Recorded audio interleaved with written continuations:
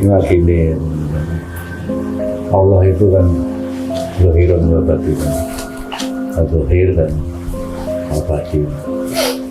Nah, kebanyakan syiar agama, apalagi kalau sudah sampai ke fikih, itu harus disadari bahwa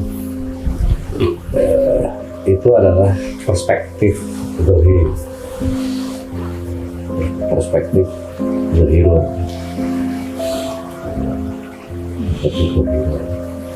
Ya, termasuk dan itu yang apa istilahnya sayangnya ya lebih mendominasi tarbiyah dalam Islam, lebih mendominasi tarbiyah dalam itu pendidikan, ajaran-ajaran yang didominasi oleh pengajaran yang terkait dengan zahir, sehingga terjebak dalam rutinitas zahir,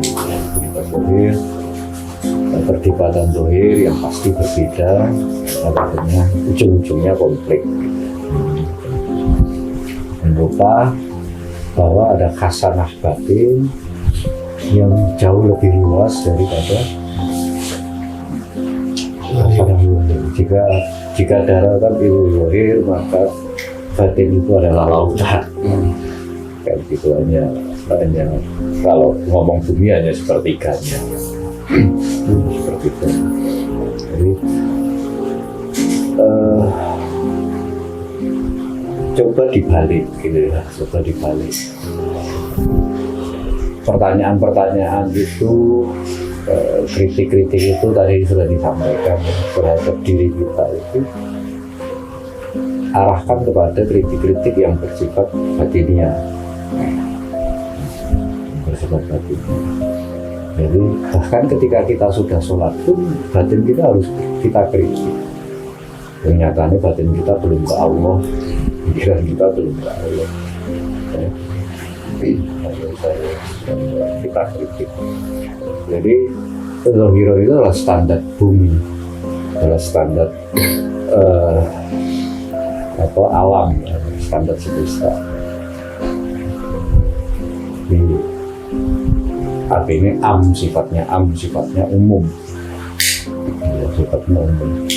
Nah, batin itu sifatnya khusus, yang tahu hanya dirinya dan Allah.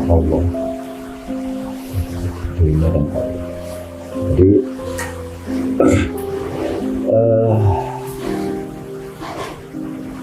kalau kita lebih banyak mempermasalahkan sholat kita sudah jangkep apa belum dari sisi waktu, dari sisi jumlah, ya sudah hanya di situ.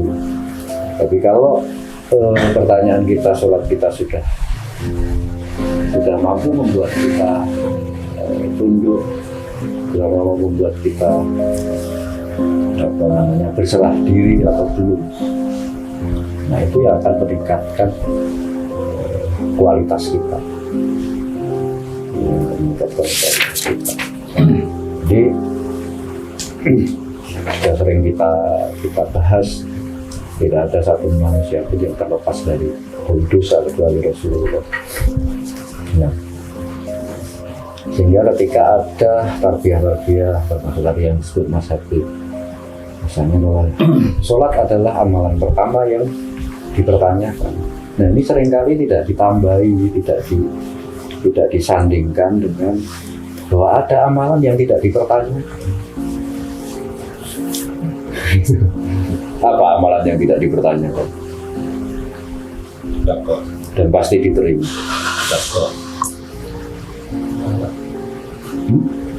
Lali, di sholawat ya.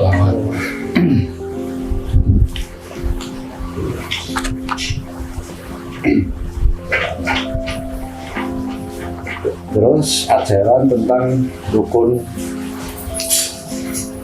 Islam itu kan tarbiyahnya sangat bersifat zahir. Kalau tarbiyahnya batin itu kan terbalik. Yang paling sulit itu justru syahadat, yang paling mudah itu justru haji. Kan begitu. Kalau kita bicara dalam konteks batin, dalam perspektif batin. Paling mudah itu haji asal Anda 9-10 Dzulhijjah di Arafah, haji gitu. Ya kan? Haji.